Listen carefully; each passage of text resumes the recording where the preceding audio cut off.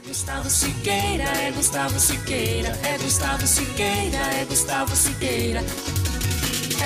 E no É Saúde de hoje a gente vai falar a respeito de arritmias cardíacas. A gente vai visitar então aqui o Dr. Andrei Lewandowski, ele que é eletrofisiologista, especialista em arritmias cardíacas. Tudo bem, doutor? Tudo bem, Gustavo? Como vai? Doutor, conta pra gente o que é uma arritmia cardíaca. Bom, Gustavo, uma arritmia cardíaca, a palavra arritmia, na verdade, é uma palavra usada um pouquinho erradamente, né? Arritmia significaria, ao pé da letra, ausência de ritmo, né? Só que isso não é verdade. Na verdade, é um distúrbio do ritmo. Esse ritmo do coração passa a ser anormal. Ele pode ser lento, ou pode ser demais, ou pode ser rápido demais, ou ele pode bater de forma irregular, né, com seu ritmo descompassado, certo? Então, quando é muito lento, a gente chama de bradicardia ou bradiarritmia. Quando ele é muito rápido, a gente chama de taquicardia, né? Então, na verdade, a palavra arritmia é uma palavra um pouquinho errada, mas se consagrou pelo uso, né? E a arritmia é um distúrbio do ritmo do coração que pode acontecer numa ampla gama de pessoas, inclusive pessoas que são saudáveis, com corações normais, podem ter arritmias, que seria um problema só elétrico do coração. E você também pode ter pessoas que têm arritmias que são consequência de uma doença do coração, que pode ser uma doença congênita, que já nasceu com ela, né? Uma malformação, por exemplo, do coração, de válvulas, etc. Ou pode ser uma doença adquirida ao longo da vida. O exemplo mais comum é o infarto, né? O sujeito teve um infarto no coração, foi para um pronto-socorro, dor no peito, coisa e tal, e ele teve depois uma dilatação do coração em consequência desse infarto, e isso gerou, então, uma arritmia. Então, é importante esse conceito porque a arritmia ela pode ser muito benigna em algumas situações, inclusive às vezes nem necessitar de tratamento com medicamentos nem nada. Em outras situações ela pode ser de muito risco, inclusive associado ao risco de morte súbita. Doutor, e muita gente não confunde o negócio da arritmia, do coração bater muito rápido com estar ansioso, já pensa que vai ter alguma coisa? Isso é bastante frequente na nossa clínica, né, no nosso dia a dia do consultório, né? Então é aquela questão do dia, hoje em dia todo mundo vive sobre um ritmo muito forte, né, muito estresse, final do ano agora, Natal, aquela correria, né? E quando a gente está estressado, a gente tem uma data para apresentar algum trabalho, a gente está ansioso com aquilo, a gente pode liberar adrenalina na circulação. E essa sensação que a gente tem de batimento cardíaco forte ou acelerado, né, isso pode muitas vezes confundir essa sensação de palpitação com uma arritmia, né? Eu sempre uso no meu consultório um exemplo para as pessoas entenderem. Olha, quem toma um susto, né, você quase bateu o carro, o coração disparou, você sabe que aquele susto causou aquela aceleração. Então, você não acredita que você tem uma arritmia. Você sabe que foi a adrenalina do susto, né? Agora, se você tem uma ansiedade, você não teve uma causa que você consiga, evidenciar, e você tem essa aceleração e você não sabe de onde ela vem, porque não houve o susto, né, na verdade. Então, isso muitas vezes confunde a pessoa. Eu tenho um coração acelerado, eu vou no cardiologista porque eu devo ter um problema. Às vezes isso é consequência da ansiedade. E quando que a gente deve se preocupar, doutor? Eu acho que o principal é assim, eu acho que existem, infelizmente, arritmias de risco mesmo em pessoas jovens, em atletas, em crianças, né? Embora a maioria das vezes a gente tenha arritmias mais benignas nessa população jovem, né? Mas, de maneira geral, depois dos 40 anos, principalmente, a gente começa a ter uma incidência de doenças cardíacas, principalmente o infarto, essas doenças das coronárias, pressão alta e outros problemas, que podem levar a arritmias um pouquinho mais perigosas, né? Então, acho que a idade é um ponto de corte importante, né?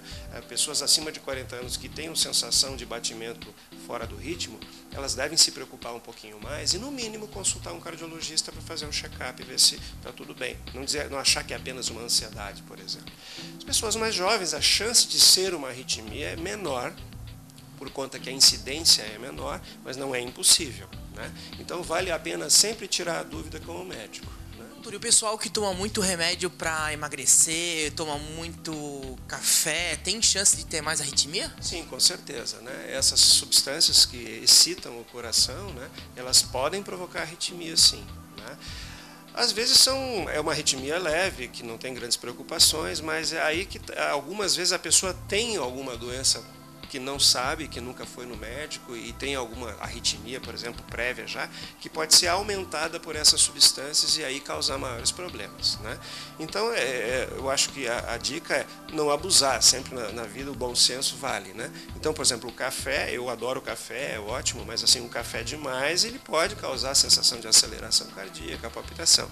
E se eu já tenho uma arritmia, uma tendência para isso, esse café pode piorar, né? Então é tudo uma questão de bom senso, de controle de quantidade, né? E se você sentir que alguma coisa não está certa, procurar o cardiologista, fazer um check-up, fazer um eletrocardiograma, ele vai te examinar, vai ver se tem algum problema, algum sopro no coração, alguma coisa que justifique aquele sintomas. O check-up anual é o melhor prevenção, certo? Com certeza. Eu acho que acima dos 40 anos não há dúvida que todos devem fazer um check-up anual, né? Doutor, e descoberto que a pessoa tem uma arritmia, quais são os tratamentos propostos hoje em dia? A gama de tratamentos é muito ampla, como a gente conversou um pouquinho antes do início do programa. Mas, na verdade, assim, a gente pode simplificar da seguinte maneira. Eu posso ter uma arritmia tão benigna num coração normal que eu não preciso tratar, eu não dou remédio, eu só tranquilizo aquela pessoa de que aquilo não é grave e muitas vezes a ansiedade diminuindo, aquele sintoma, por exemplo, as palpitações que a gente chama de extrasístoles, né? A pessoa chega no médico e diz, eu tenho uma sensação que dá um pulinho no meu coração como se tivesse uma falhada, né? Uma falhadinha, aí volta ao normal, né? Isso é muito comum e normalmente é benigno, tá?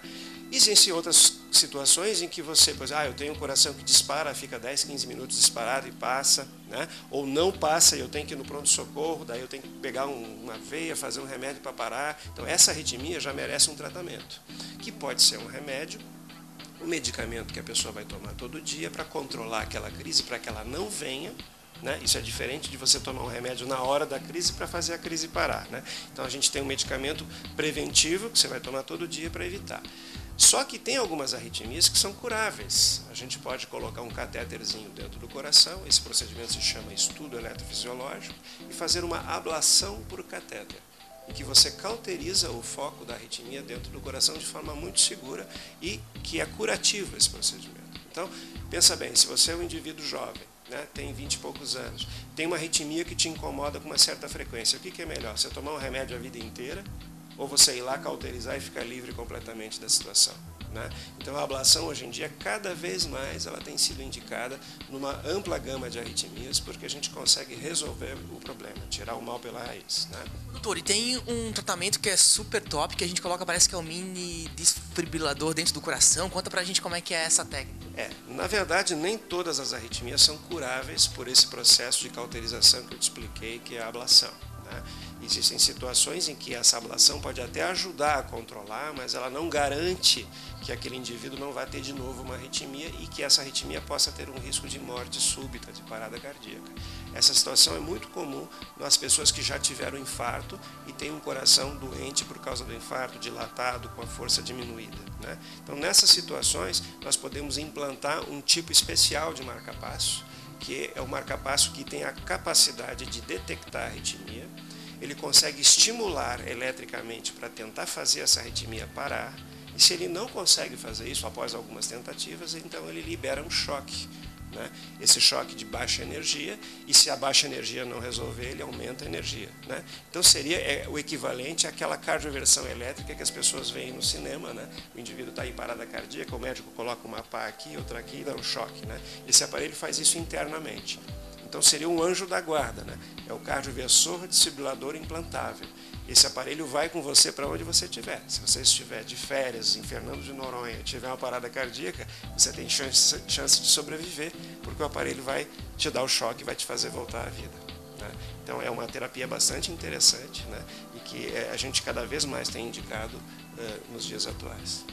Doutor, e na prática do cotidiano todo mundo consegue ter aí a sua qualidade de vida, viver normalmente com uma arritmia, lembrando sempre do check-up anual, que eu acho que é interessante. Sempre é melhor a gente prevenir, e principalmente falando em saúde, a prevenção sempre vai ser o melhor remédio. Com certeza. Quer dizer, existem algumas arritmias que não são, você não consegue prevenir, que, por exemplo, são aquelas que estão associadas a pessoas jovens com coração normal e que já são congênitas, já nasceu com aquela arritmia. Então, o tratamento tem que ser feito, né?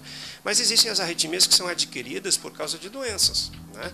Então, uma pessoa que tem uma pressão alta que não controla, ela pode levar a uma arritmia, por exemplo, muito comum, que aliás é a arritmia mais comum do nosso dia a dia do consultório, que é a fibrilação atrial, que é uma aceleração do coração, que o coração bate de forma toda descompassada, né? Então, essa arritmia ela tem uma grande associação, as pessoas que têm essa arritmia foram hipertensos e muitas vezes mal controlados, né?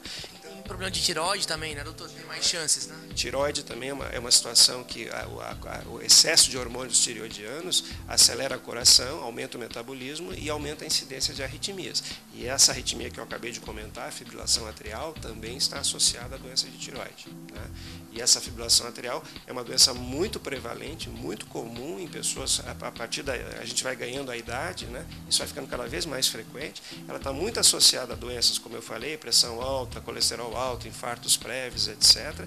E é uma arritmia que a longo prazo aumenta o risco de mortalidade, principalmente porque ela pode levar ao acúmulo de coágulos dentro do coração. E esses coágulos podem soltar aí para a cabeça e causar uma embolia cerebral, que seria um acidente vascular cerebral, que o leigo chama de derrame, né? Então, muitas vezes a gente tem que usar um anticoagulante, tem que controlar essas situações. E já existe hoje em dia, felizmente, também a ablação por catéter, cauterizar, embora seja um pouco mais complexo, uma cirurgia um pouco maior, para esse tipo de arritmia de fibrilação também, né? Mas é como você disse, se eu puder prevenir de ter isso, é melhor. Então, se eu fizer o meu check-up, se eu for hipertenso, eu tomo remedinho e controlo, né? Mantenho controlado. Cuidar um pouquinho com a cafeína, com esse monte de remédio de emagrecer, não usar drogas, que quem usa droga também tem um problema bem grave de arritmia. Exatamente. Os remédios para emagrecer também eles podem aumentar bastante a incidência de arritmia. Tem que tomar bastante cuidado com isso.